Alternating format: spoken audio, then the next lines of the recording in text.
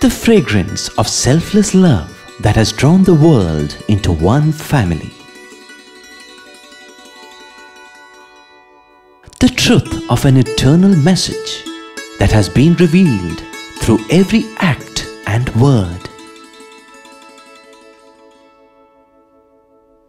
The fulfillment in service that has been taught by relentless sacrifice. The Lord's own life is indeed His message.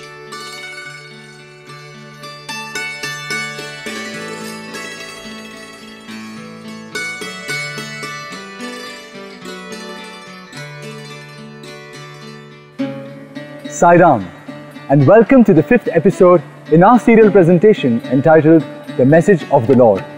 That is being offered as a prelude to the forthcoming celebrations of the 85th anniversary of the avatar of the Kali age, who is none other than our beloved Swami. By way of setting stage for what is to follow, let me remind you that we are currently discussing the basics of spirituality. In the previous 2 episodes, we recalled the following.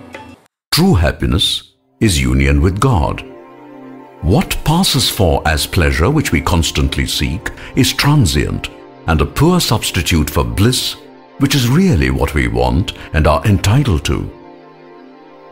And we can be united with God only if we make it a habit to think of Him constantly. Today, let us start with the question, why did God create the universe? Fortunately for us, Swami himself has given the answer. The message is loud and clear. God created the universe as a stage and put us humans in it so that love manifests. Here we must understand that while God in the abstract is indeed pure love, for love to find expression, it needs a medium or an agency, if you prefer. Living beings can act as instruments, and indeed, we do see lots of expression of love in the lower species. However, it is humans who are the best instruments for the expression of divine love, which is why God created humans. In other words, humans are really supposed to love each other and not hate each other, fight with each other, and so on. To put it differently, life is a divine drama with pure love as its theme. And although we do not know it, all of us are really actors in this drama. Naturally, the language that all actors are expected to speak in this divine drama is that of pure love. So you see, human birth has a very special purpose, which is why Swami often says,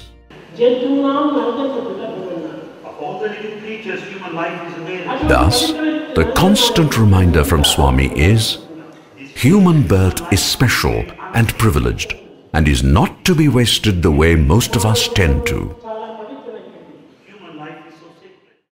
Unfortunately, however, most people are not conscious of what God really expects of them, with the result, the divine drama does not play out the way it is supposed to.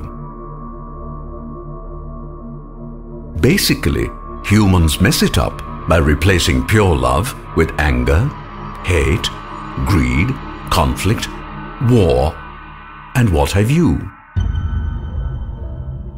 So, what has gone wrong? Did by any chance God write an imperfect script for His divine drama? Not really. God, being the supreme playwright and the ultimate director and producer, cannot be expected to make such elementary mistakes.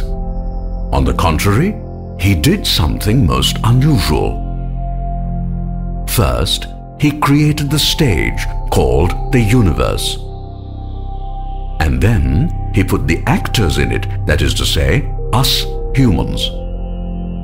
Now, the actors in a drama are normally given a script and asked to speak their lines according to it. However, God did it differently. He just said to humans, here is the stage, and you let the play evolve. your basic guideline is that whatever you do must always be based on pure love. Let us see how you handle this challenge. So that was what God did, but things did not quite go the way they were supposed to. What is it that equals the sun in its brightness? It is Rudam, the absolute changeless truth. In the beginning, humans seemed to remember the instructions, and most people did base their actions on Satya and Dharma. However, slowly but surely, humans began to forget the purpose for which God put them on earth. Indeed, even great sages felt tempted by the attractions of the world. There were also other things that made people forget the language of love. For example, the Mahabharata tells us that the Kauravas became very greedy and treated the Pandavas, grabbing their kingdom via a rigged game of dice.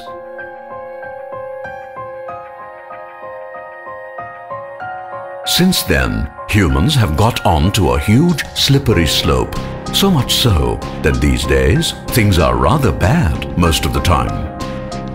It is because humans quickly forget the instructions of God and get into all sorts of troubles that God incarnates in our midst from time to time in order to help us out. But we shall come to that a little later. Meanwhile, let us deal with the following question. Why do humans mess up God's play? How come they forget what God, the loving Father, has told them? The answer is that it is all due to the human mind. To understand why the mind deflects us from even obeying God's command, we must first try to understand something about its origin and nature. Let us start with animals and consider a rat, for example. The rat has a body, which includes, of course, the sense organs like the eyes, nose, ear, etc., and a brain. The rat has something more, which is life, and life comes straight from God or the Atma. Thus, schematically, a rat may be described as an entity with a gross body and a component of the Atma, which is the source of everything, including the entire universe. What about humans who have evolved from the lower species? In their case, there are similarities, but also important differences. Like the lower species, humans too have various sense organs and, of course, a brain, which, by the way, is quite remarkable. But it does not end there. Since humans were specially created by God to enact out His divine drama, they have something extra, which is the mind. In a sense, the mind is a frontier that is the meeting place of, shall I say, the extension of the Atma on the one hand and the brain on the other. Having descended in a sense from the Atma, the mind is extraordinarily powerful. In fact, Krishna himself says so.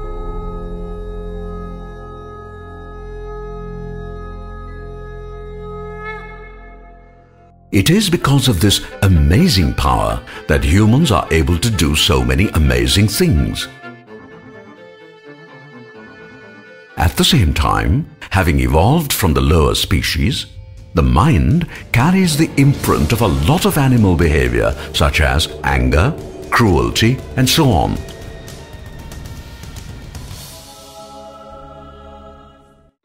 In short, when humans try to play out God's instructions in the divine drama, what actually happens is decided by how the mind of every single human responds to two different forces. One force pulls the mind towards the world and all it has, while the other force tries to pull the mind towards God. The result in each case is determined by how much influence the heart exerts to counter the pull from the side of the external world.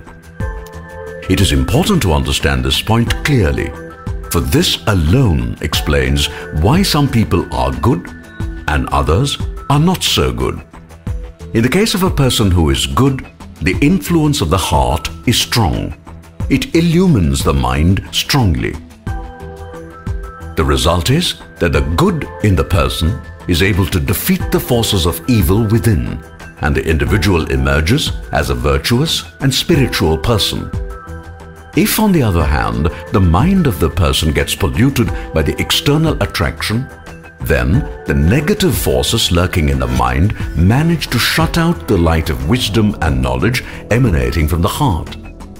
Eventually, the person becomes a cross between an animal and the devil.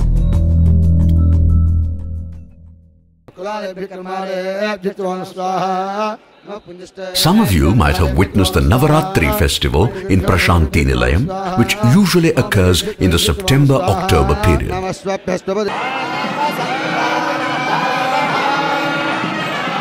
The festival lasts 9 days and is in celebration of the Universal Mother who is worshipped during that period.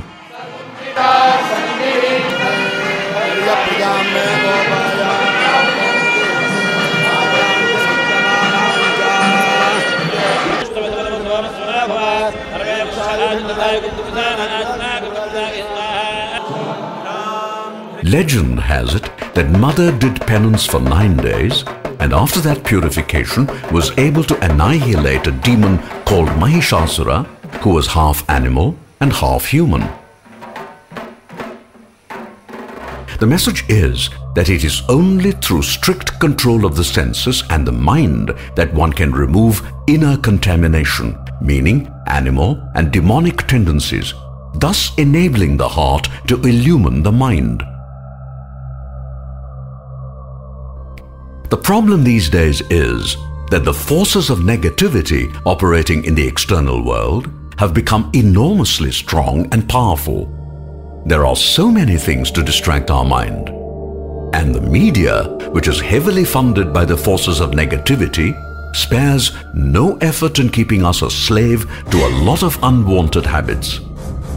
As a result, our problems also have increased enormously. With such powerful negative forces around us, is it any wonder we often feel helpless? Nevertheless, the situation is not as hopeless as it might seem, for is not our beloved Swami here with us?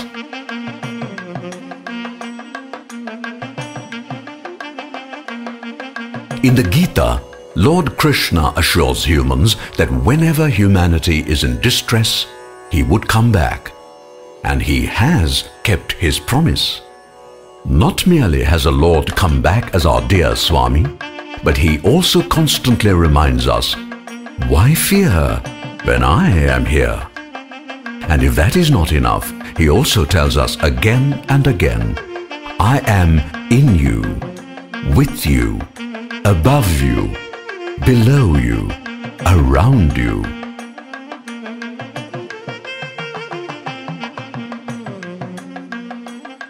There are two important points to be noted in the above statement of Baba. Firstly, he is there right within us. That is to say, he dwells in the heart of everyone without exception. What it means is that the first place we must look for Swami is right in our heart. The second point about the statement of Swami mentioned earlier is that he is omnipresent. That is to say, he is everywhere, in everything, and all the time. That is something we should never forget. To stress the point that the heart of humans is the permanent residence of God, Swami sometimes recalls the story of Draupadi in distress. Just to remind you, after the Pandavas were defeated and lost everything in a fraudulent dice game against the evil Kauravas, Draupadi, the wife of the Pandavas, was dragged to the court to be publicly humiliated by disrobing. ద్రౌపదికి పరాభవం జరుగుతున్న సమయంలో when Draupadi was humiliated, అనేక విధములుగా ప్రార్థించింది కృష్ణుణ్ణి. she prayed Krishna in several ways. ఆపద్బాంధవ, అనాథ రక్షక, Brindavana Vihari, the one who goes around సంచారి, ఏమేమో నామములంతా చెప్పింది. She called God in several names. The one who belongs to Vrindavana, the one who stays in Gokula. కృష్ణుడు రాలేదు, ఆమె యొక్క ఆపత్తును సంరక్షించలేదు. Krishna did not respond. He didn't come to her rescue. కడపటికి అలసిపోయింది, కూలిపోతూ She was just falling on the ground. హృదయవాసి అనింది. Ultimately said, భగవంతుడు ప్రత్యక్షమయ్యాడు. She said, Hridayavasi, indweller in my heart. God manifested there. Draupadi కృష్ణుడిని ప్రశ్నించింది. Draupadi questioned Krishna. Krishna, Oh Krishna, ఎన్నో పర్యాయములు నేను ప్రార్థించినప్పుడు అందు రాలేదు. I prayed to you repeatedly. You did not respond. కానీ But నేను కూలిపోయే సమయంలో పిలిచినప్పుడు తక్షణమే వచ్చావు. I was about to collapse, fall. You manifested there. కారణం ఏమిటి? What is the reason? ఇది భక్తులకు అందరికీ సరైన జవాబు. Now this answer is appropriate to all devotees now. Draupadi, Oh Draupadi, నన్ను బృందావన విహారి అన్నావు. you call me as Vrindavana Vihari. నీలో ఉన్నటువంటి నేను తిరిగి బృందావనం పోయి మరిగి రావాలి. నేను When you call me Vrindavana Vihari, I must go to Vrindavan and reach here. లేకపోతే నీ మాటకి ఏమాత్రం సత్యం ఉండదు. Because your statement will not be true if I act otherwise. మధురాపుర సంచారి అన్నావు. You said Madhurapura Sanchari. దగ్గర ఉన్నటువంటి వాడిని నేను మధురకు పోవాలి, నేను రావాలి. So I am so near, but I have to reach you via Madhura. Therefore it is a difficult task. హృదయవాసిని నేను. I am present in your heart. ఏ క్షణంలో నన్ను స్మరించినప్పటికీ నేను సిద్ధంగా ఉంటాను. You may think of me any moment. I am ever ready. కనుక నీవు లోపలనే స్మరించు, You think of me within. మనసుతో స్మరించు, Think of me హృదయంతో వరించు. wholeheartedly. ఇది నీ యొక్క ప్రార్థన యొక్క సరైన జవాబు. This is the proper way to pray, and this is the answer. The story is fictional, no doubt, but Swami narrated it just to stress that we seldom look for God where He really is, right within us.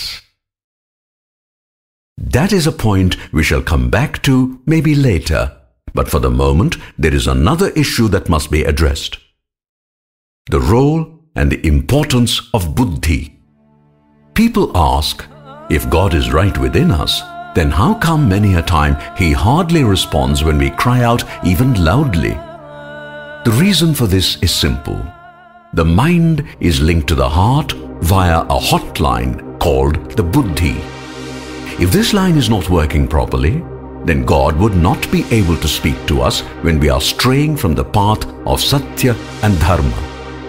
It is when such a breakdown happens that the voice of conscience is not heard.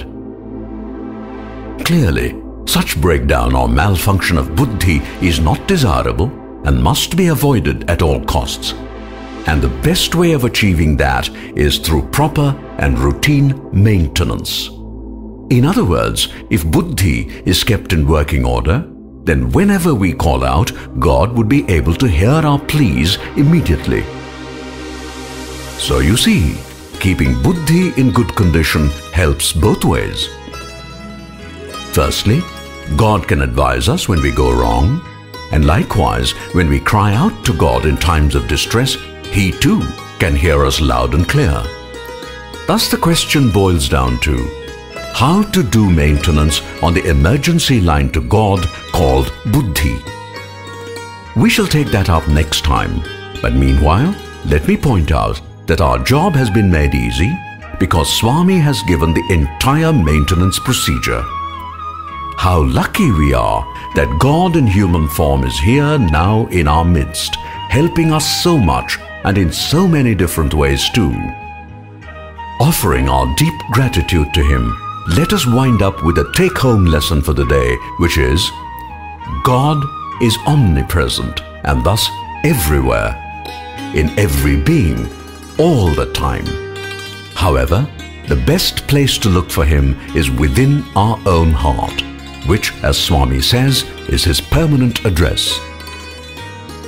All that we have to do is call out to Him. But our cry of anguish must be like that of a calf that has lost its mother. God is in our heart all the time and is available 24/7. But to reach Him, we must keep the hotline called buddhi in good condition. That's all that we have for this episode. Thank you for being with us, and do join us again tomorrow. Jai Sai Ram.